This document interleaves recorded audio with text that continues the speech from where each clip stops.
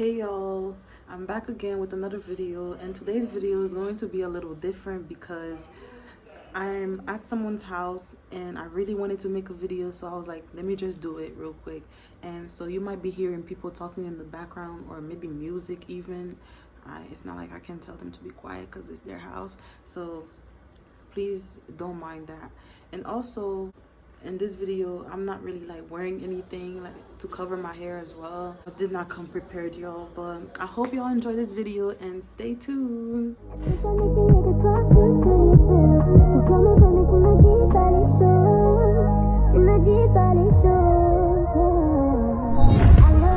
This video is the part 2 of my abortion and abusive ex testimony, or narcissist ex testimony. Many of you have been liking the first part and then telling me you guys want to hear a part 2 and everything, so I'm so happy about that, and I cannot wait to tell you guys part 2. I cannot wait because one, I didn't want to make part 2 at first because I was like, nobody's gonna sit down and watch a 1 hour and 40-minute video, because part 1 is 1 hour and 44 minutes. So I was like, nobody's going to actually listen or pay attention, so let me just leave it at part 1, and whoever, you know, maybe in the future or something, I'll do part 2. But no, people were commenting and saying, you know, I want part 2, I want part 2. So I was like, you know what, you guys want part 2, then you guys gonna get part 2. So thank you so much, y'all, for watching part 1, because like literally that story is what brought me closer to God. You know what I mean? Part 1 is what made me who I am today. I hope y'all enjoy part 2. So yeah, I think I left off part 1 saying how my ex's girlfriend basically was trying to mess with me. She would make him prank call me to try to pretend that, you know, he want me back and everything, or she'll call me and ask me questions about him and I'll give her answers, or sometimes she'll try to like pretend like she want to fight me or something, like next time she see me she want to fight me. Like I left off around that area. I don't really remember clearly, but everything gonna come together towards the end. Like I'm just here to tell you guys the solution. That's what part 2 is for. But basically, with her doing all these things and him, like, you know, just allowing her to do all these things, knowing that he hurt me real bad and knowing that, you know, I didn't deserve it and everything, I felt angry. And even after I forgave him too, because God had asked me to forgive him, you know, when I was fasting and everything, and God told me, you know, to forgive him. After I forgave him, I became angry because he's allowing her to like tell him to prank call me, and he's doing it, and he's over here like doing things behind her back. And then when I call her, when she called me and asking, and I tell her what he's doing, he's over here pretending like he's not doing them. And so I started getting mad because I'm like, why is this man still messing with me? Like, I already left you in the past, stay in the past. I went to God with it, and I was like, God, I'm so angry because this man is still like, I forgave him. You told me to forgive him. I forgave him, and I'm trying to move on, but he's allowing her to do things that's getting me angry, and he's lying to her. You know what I mean? And so I went to God and I was telling God everything, and then God was like telling me vengeance is his. You know, do not worry about it and don't try taking things in my own hands, because, you know, vengeance is his. And so I was like, okay, God. So even though God told me that vengeance is his, and I kind of like let it go and was kind of like waiting on God to, you know, probably like do something to him or something like that, I was still like, you know, there would be days when I'm so angry because I was in the healing process at that time. So it's like, sometimes I would sit back and think about and get flashbacks about everything, and it hurt me so bad. And I'm like, dang, I cannot believe I let him get away with all these things. Like, there were days I would sit down and think about all those things, y'all. And so I knew I'm not supposed to do anything. I knew I was supposed to leave everything in God's hand. But one day I woke up so angry that I made a group chat with all his best friends in there. I think it was 3 of them, his best friends, or maybe 4. I think it was 3 or 4 of his best friends, yeah. So I did that, and then I sent them, in that group chat, right? I sent them a video of him naked. I sent him a video of him naked because it's like, apparently when we were dating, one of his friends told me that, or not even dating, whatever we had going on, one of his friends who kind of like used to do drugs when he was younger and his brain is kind of like messed up, he told me and my friends that, well, he told me that the guy was sending videos of us having sex to his friend, like to his friends in a group chat.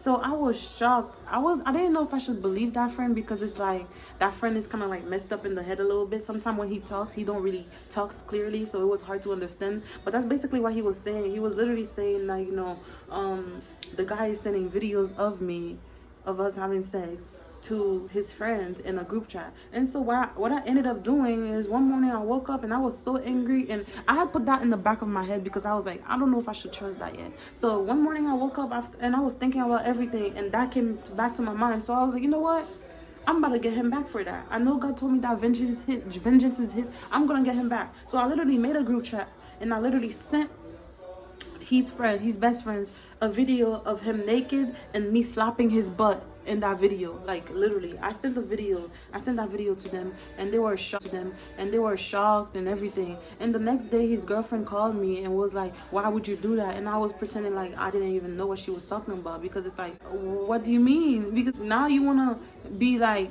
feeling sorry for him because I did that? No. And then and also another time as well, I texted one of his friends, and I texted two of his friends, a long paragraph, and I was saying stuff like, he's not who you guys think he is. This guy is a rapist. He's lucky that I didn't, say anything to the police about this, because he's a rapist and everything. Also, those two friends were a different set of friends. It's not the same ones I put in the group chat for the video. Those were a different set of friends. So basically, I was telling them all these things, and I was like basically trying to make them understand that, this guy, he really hurt me. Because those friends were they were the ones that were kind of like pretending that he liked me, Every time me and the guy would get into an argument, those friends would try to like talk to me and be like, don't be mad at him, he likes you so much. One of them ended up blocking me because I was going in that day, because I was filled with so much anger and so much rage and so much hurt. And the other one told me not to get him involved because he don't know nothing about that. He don't really talk to him like that anymore. Throughout this whole process, while I was going crazy, I would go on TikTok, and then TikTok would like bring the scripture that talks about vengeance is mine. And I know that was God basically talking to me and saying, stop going crazy. My revenge is better than, anything that you could think of. Vengeance is mine. Chill. And not only that, like, there was a prophetic lady who I met like years ago when I was in high school. She came up to me and she basically like got me to subscribe to her YouTube channel. And when I got saved, God led me to her channel again, so I could like receive prophetic messages in them here and there, like when God.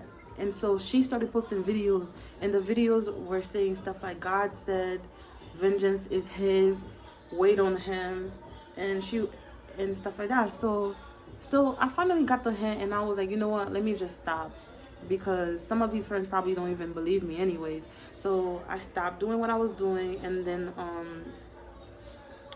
I started praying more about it, and just, every time I got angry, I went to God about it.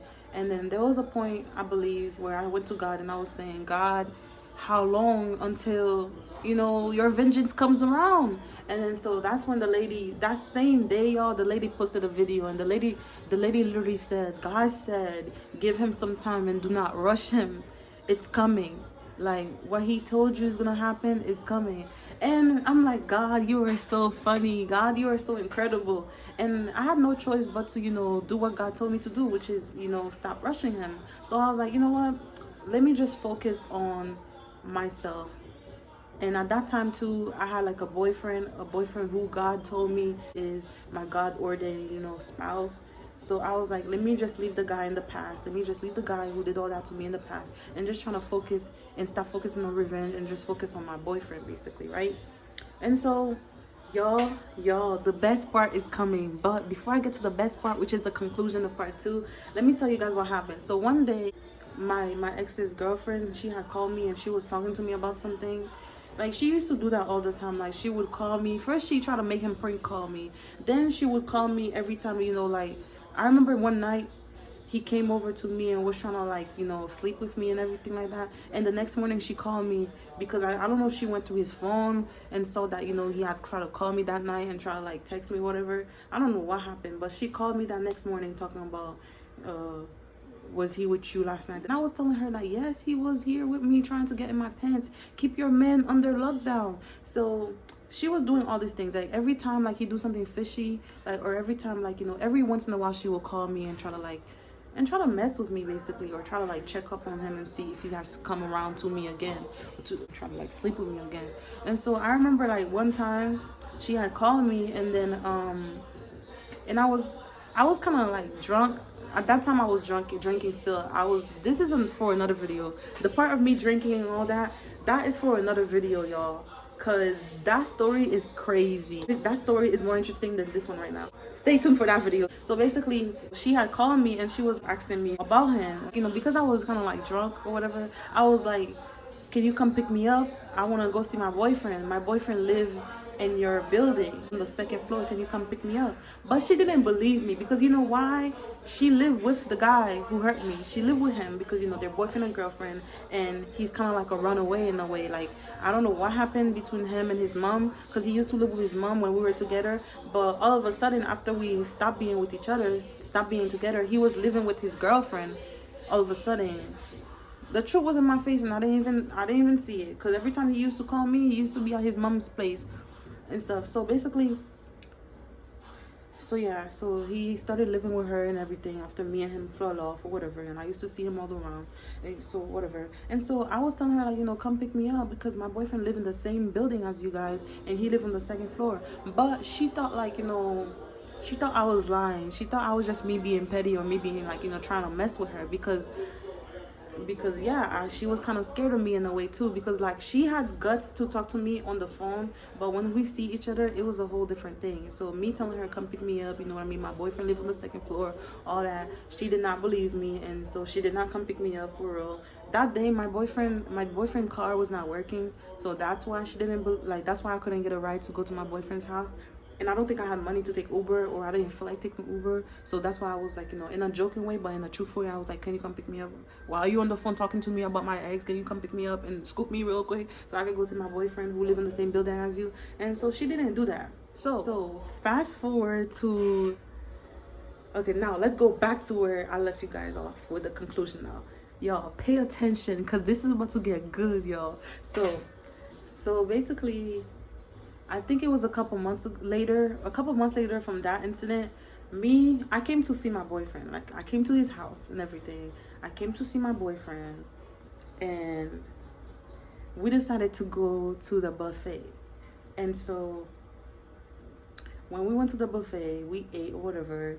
And then when we were coming back to his house now, y'all, when we were coming back to his house, he was parking his car.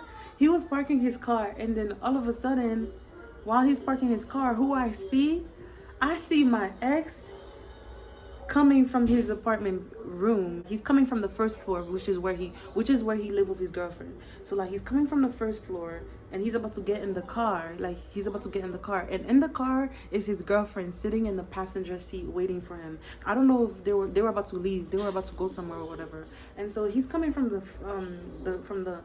house to the car, and I see him, and my heart drops, because I'm like, what is that him?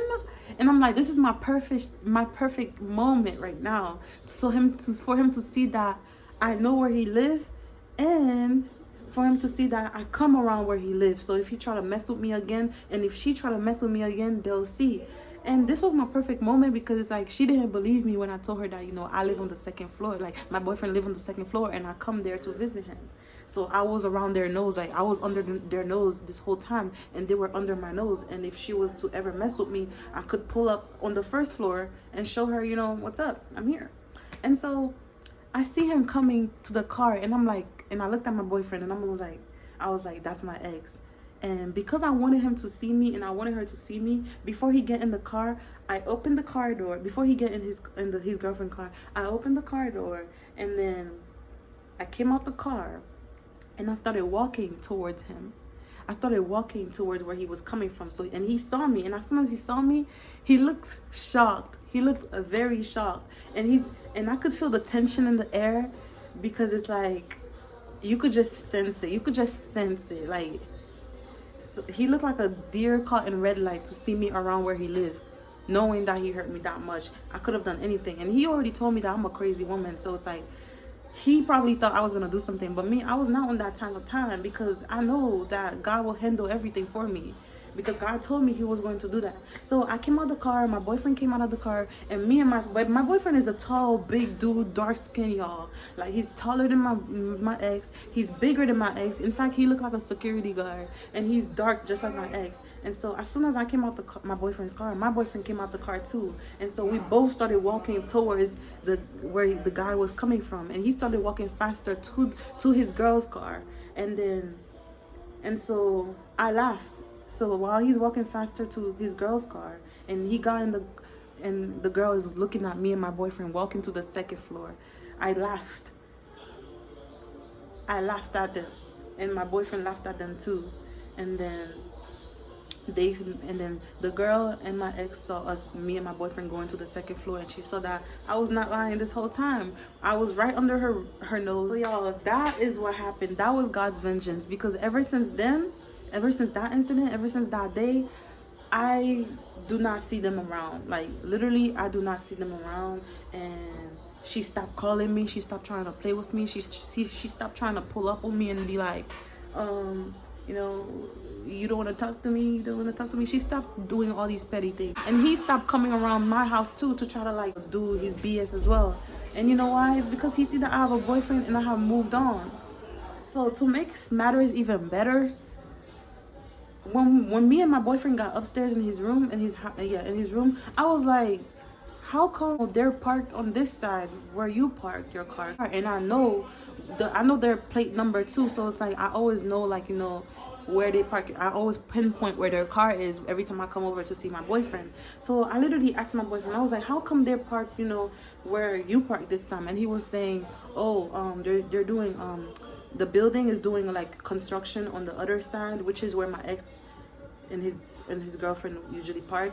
So my boyfriend told me that like they're doing construction on that side, so everybody had to park where he usually park. And when he said that, I knew that was God. I knew that was God's plan all along, because it's like he'd been telling me, you know, don't worry, vengeance is mine, and don't worry, give me time, I'm gonna make it happen, right? And he made it happen, and he made it happen the best possible way. Y'all, this is the best revenge I could ever possibly gotten. I don't care what else God decide to do to him because of everything he's done to me, but that right there, it was good enough for me. Because you know why? He had lost his car due to an accident when he was with me.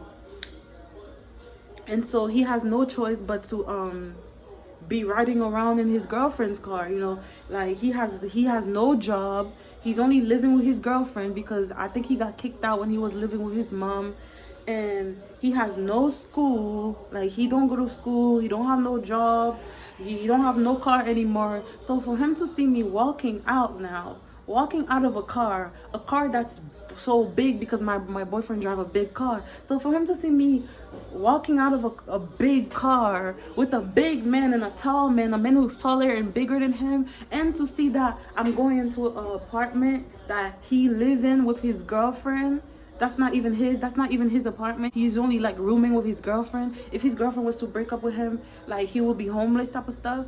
Like, for him to see me, like, you know, still in school, because he probably thought, like, you know, something was going to happen. I would be depressed. I would be so sad to move on and everything. But he see me with a new man, a man that's bigger and badder than him, with a car, and who live by himself and not relying on his girlfriend. So for him to see me, you know, walking with that man and heading to the second floor where he lived with his girlfriend, that was the best comeback ever. Because now him and his girlfriend know they cannot mess with me, because one, I have a man who's bigger and better than my ex, who could actually beat up my ex. And two, if his girlfriend try to say anything to me, she knows that I could just come downstairs. Literally, I could just come downstairs. Till this day, I have not received any phone call from his girl, and he has not tried to come around me and do that dumb stuff. He respect me. He literally respect me now. How I knew that it was God's plan, ever since that day, like a couple days later, when I came back to visit my boyfriend, because I had left after that day. I had left to go back to my house. So when I had came back to visit my boyfriend a couple days later, they were parked where they usually park. They weren't parked where my boyfriend was. They weren't parked where my boyfriend would park. They were parked where they usually parked. And I just knew that that was God's plan all along. Like, he just needed that day to happen, and for that to happen, what happened to happen. And that was it. And and I got the last laugh. My message for this from this story is, y'all, if people have done you wrong, there's no better thing than God's vengeance, because God knows exactly where to hit us. He knows everything about us. He knows our heart's desire, and he knows our mind. He knows everything, so he knows where to hit that person to make that person regret anything they ever done to you. So don't even bother lifting a finger. If you want to lift a finger, because I know we are not perfect, we are only human. If somebody hurt us, we want to hurt them back. You know, that's just the flesh. That's just the flesh talking. But it's like Jesus says, God says vengeance is his. So if you want the best revenge for somebody who has hurt you, just wait on God. Because God's plan never fails. God never fails at all. What happened that day was better than anything that I have done to the guy as my revenge. What God did was way better, because you know why? He thought like, oh, he hurt me so bad, I was not gonna find nobody else. I was gonna be single and I was gonna be hurt and heartbroken. But no, like, God literally brought somebody into my life just like that. Somebody who's bigger and better than him. Somebody who has everything that he don't have. So when he saw me moving on like that with somebody who's bigger and better than him, and somebody who has things, I know it hurt him, because he felt like less of a man, which he is. I know it hurt him. So God knew exactly what to do to hurt that guy, because even when we were dating, he always had like issues with, you know, feeling like less of a man, because he will see somebody has this and he wanted too. Like he was the type that, you know, when he has money, he want the latest thing, he wanna show off and everything. And then little by little he started losing things, and I couldn't understand what was going on. Like, what, are you okay? Is your life okay? I did not understand none of that. But everything happens for a reason, and I started understanding why all these things happened to him, because it's like he was not doing good. He was over here hurting God's children. And you know what God says about that? God says, touch not my anointed, and do my prophets no harm. And so this man was out here doing all these things, and not only that, his hairline was receding as well. So it's like, I could never understand that, you know, why was his hairline, when I first met him, his hairline was looking a little backward, you know, a little back there. And I always wondered, you know, you're young, why you look like that? But now I see why. It's because his spirit is not clean. Like, he's over here hurting God's children. And so, yeah, y'all, leave everything in God's hand, because God knows us inside out. And if he had to show you who's the real boss, if he has to show you, you cannot, like, if he has to humble you, he knows exactly where to hit you so you could be humbled, you know. And so that day, that guy was humbled, and she was humbled too, because she started trying to mess with me, and he was allowing her to mess with me. And that's what got me angry in the first place, because it's like, you already know you can talk, but for you to allow your girlfriend to talk, and for you to allow your girlfriend to do certain things, and for you to be doing them too because she wants you to do them, it's like, nah, now you're tripping, now you're messing it up for you. And so that's why I did all those things that I did. But I don't regret them. To this day, I do not regret them. Literally, I don't regret it, because he hurt me so bad. But God's revenge was the best revenge on him, because not only that, y'all, like, the girlfriend he has right now is very like jealous and possessive. Like, she kind of like monitor him in a way, so it's like he got what he deserves. And not only that, he's living under her roof because he has nothing going on for himself. So for you to be living with somebody who's jealous and possessive, you're gonna get what you deserve. You're gonna get it, especially if you want to out here be cheating and everything, for you to be out here cheating. When he was living with his mom, he had that chance to cheat on her and all that. But now that he's with her, oh, she got him on lockdown. So yeah, she got him on lockdown. And he knows he cannot come to me with any BS, because I'm going to go reach out to her. I'm going to go downstairs. Knock on the door and say, he was just trying to talk to me.